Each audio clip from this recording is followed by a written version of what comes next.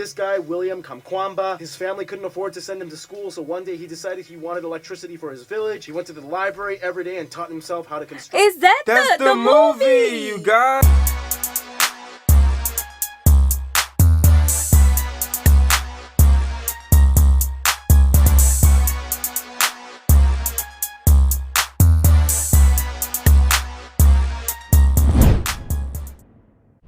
What's good, y'all? It's the Demouchets React, and we're back with another video. Who we got today, C? Today we are back with another American reaction. Super excited about this video, guys. If you're new to us and we're new to you, make sure you scroll down, hit that subscribe button, and turn on the post notification bell because we're on the road to 100K.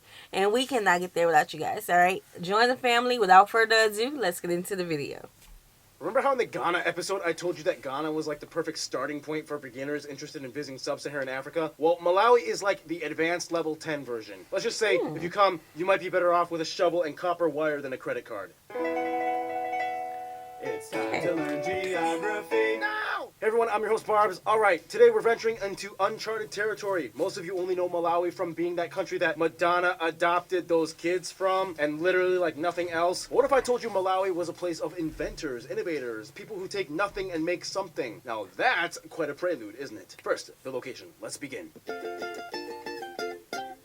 For Malawi, water is actually sometimes more important than land. And here's why. First of all, Malawi is a narrow landlocked nation located in Southeast Africa, surrounded by 3 other countries, as well as Lake Malawi to the northeast. The country is divided into 28 districts, which are categorized into 3 regions: North, Central, where the capital Lilongwe resides, and Southern. The largest cities after the capital are Blantyre, which has an interesting Scottish backstory, and Mzuzu. And the country actually has 2 international airports, Lilongwe International and Chileka International, located in Blantyre. Then we get to the famous Lake Malawi. Ooh. Malawi takes this aptly named lake very seriously, as in they believe most of it should belong to them, as they kind of treat it as such. See these 2 islands right next to Mozambique? Likomo and Chizumulu? Yep, they belong to Malawi, even though they lie in Mozambique waters. Wow. See the coastline touching Tanzania?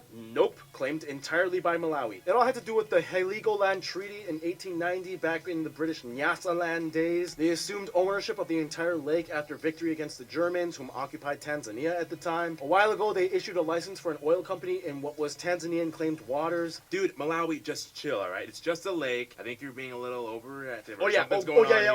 You have Kilimanjaro, you have Lake Victoria. Both you and Mozambique have access to the ocean, a stable tourism industry. This lake is literally named after me, Lake Malawi. Okay, it should belong to me. Let me just have this one. Otherwise, despite the low GDP, surprisingly, Malawi has some decent avenues of land transport, like the M1 highway that traverses the entire length of the country, north to south. And most exports go through the Central African Railway network that passes through Malawi, connecting through Zambia and Mozambique, offering them access to the Indian Ocean via the port city of Nacala in Mozambique. Otherwise, some places of interest. So other than everything that he just said, do you feel that you know why water is more important to them than land?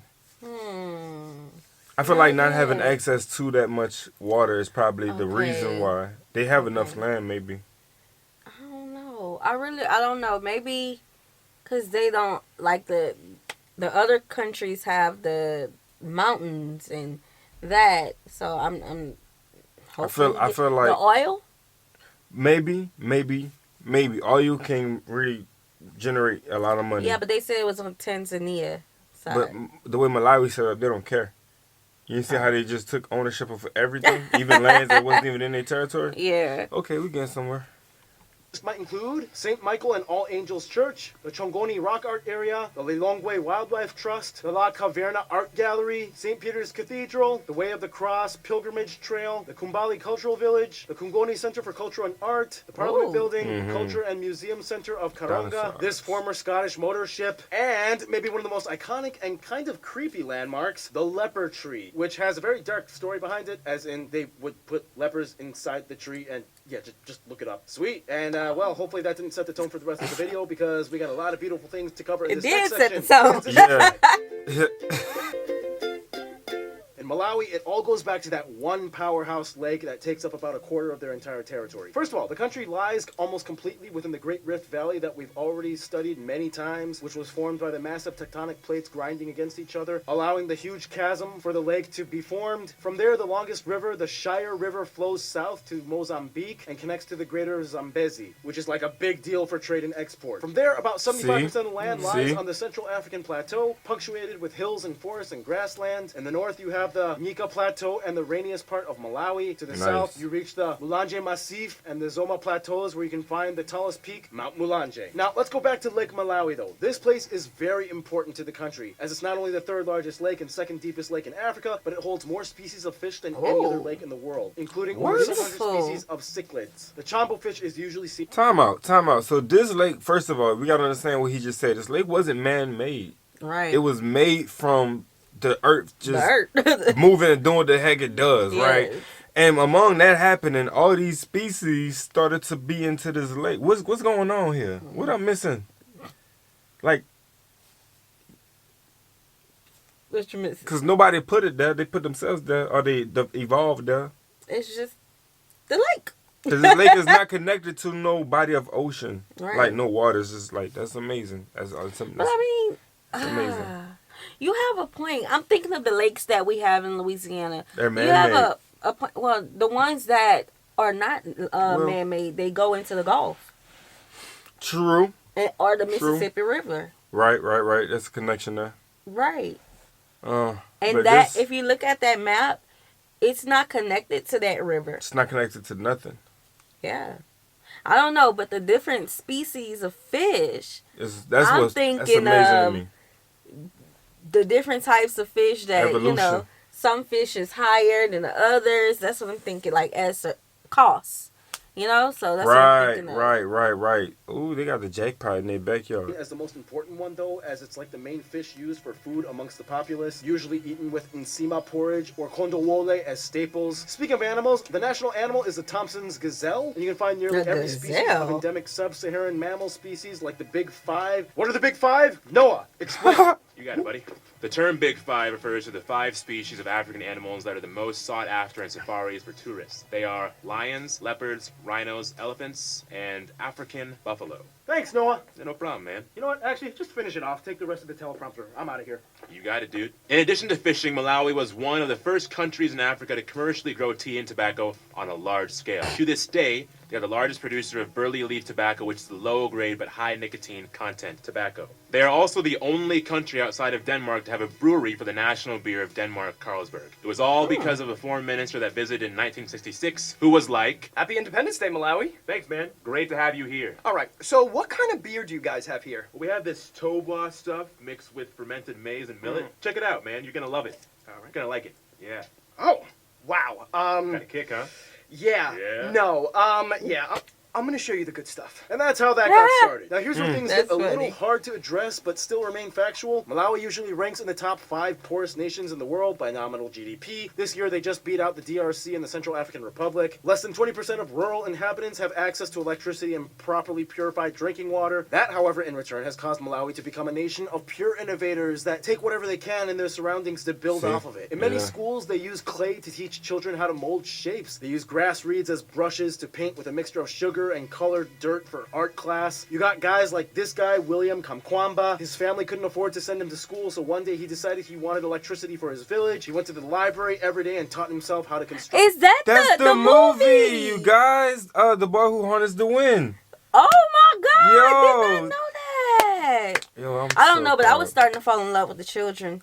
In my head, I'm like, oh, we're going there. We're going to do a mission trip. That's in my head. That would be bomb, Wow, did not know that. I'm glad that he was this mentioned. movie. Like, Dion has mentioned this movie on the channel, plenty times before. Mm-hmm. So, yeah. Jackpot. A wind turbine in 2007. Since then, he's become a celebrity, wrote a book, and was featured on TED Talks. And he's also built more turbines and water pumps for his village and other communities in Malawi. And that, my good friends, is what a Malawian is like. Let's meet them now, shall we? Malawi is nicknamed the warm heart of Africa, and for a number of reasons, but mostly because the people and their hearts. There's just something about them. First of all, the country has about 18 million people and has the third lowest GDP per capita as of 2018. The country is made up of 9 main ethnic groups and tribes, the largest being the Chewa, the Yao, and the Lomwe. Other groups make up the rest of the population, whereas 4% of the population make up other groups and non-Africans like whites and Asians. They use the Malawian kwacha as their currency, they use a Type G British-style plug outlet, and they drive on the left side of the road. The country has 2 official languages, English and Chewa, or Chichewa. However, English is primarily used as a lingua franca to intercommunicate between ethnic groups across the country. Culture-wise, as mentioned, there are 9 main ethnic groups, each bring their own unique flair to the table. For example, the largest group, the Chewa, have a matrilineal society where inheritance is passed by the mother's line, and they have a costume called the Gule Wankulu. The Yao people have a unique initiation rite in which the boys participate wearing these weaved headpieces. Okay, so he just flew past that. The last costume that they had on, like, is that like for a fall or harvest festival? Right. Because to us it looks like scarecrows. So want to know a little more about that. Drop that.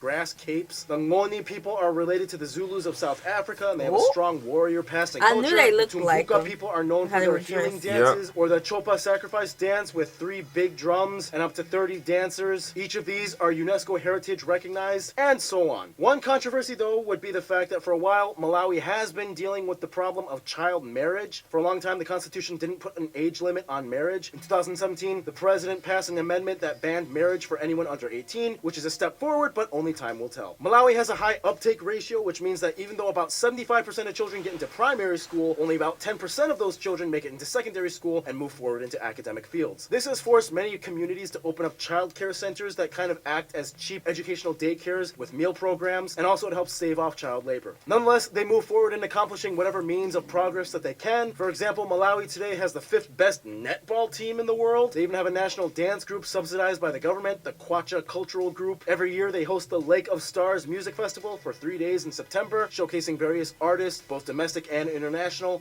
stuff like that. Anyway, history time. We don't have too much time to get into it, but in the quickest way I can put it, various Bantu tribes, Maravi Empire, Arabs trade with them, Portuguese come in, Maravi Kingdom falls apart, slave trade wars, 1824 the Omani Sultanate comes in, they subjugate the people to slavery, the Yao and Ngoni fight a war against each other, David Livingstone comes in and brings Christianity, reports of how bad the slave trade is, and they end it, but the British still colonize in 1907, call it Nyasa land. This guy starts a peaceful protest. Malawi becomes independent. This dude becomes president. Everyone likes him so much that in 1971 he becomes president for life, but then it kind of gets to his head. 1993 they vote to change the government. A few more presidents, even a female one, and here we are today. Nice. Some notable people might include Teresa Kachindamoto, Tony Bird, I know her. Isaac Wait. Chilemba, Malik. Okay, so I've seen that lady. Is she the one who was responsible for ending the marriages? I don't know. I read articles all the time. She do a lot more than I can count. So like I would know something, but I wouldn't remember like the place it takes place in. So. But you wouldn't get lost in conversation because you have a piece of knowledge compared to whatever it is that's being spoken about. Like this, for instance, what's up though. Right. I think you're right. She might be. If you have a glimpse of it, you might be 100% right. Maybe. Let me know. Tamika Nkandawire, Lucinda Fredericks, Jack Mapanje, David Rubadiri, Malcolm Ross, and Sar Leo. Wow, yeah, so much going on and we haven't even finished. Let's move on to the...